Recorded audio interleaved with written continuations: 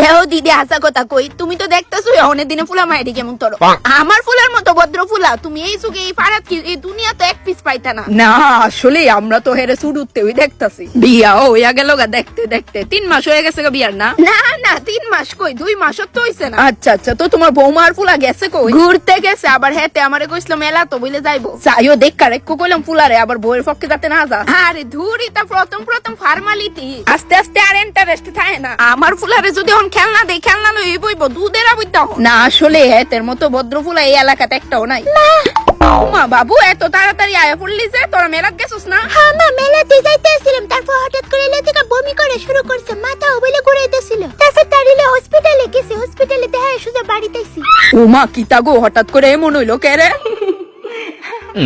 কিতা রে বাবু? ওই আসলে মা তুমি থামো।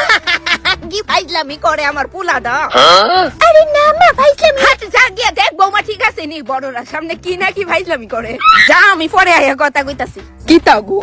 আরে কিচ্ছু না, হেতের বউ আর পরেতে নতুন করে ফাইজলামি শিখছে।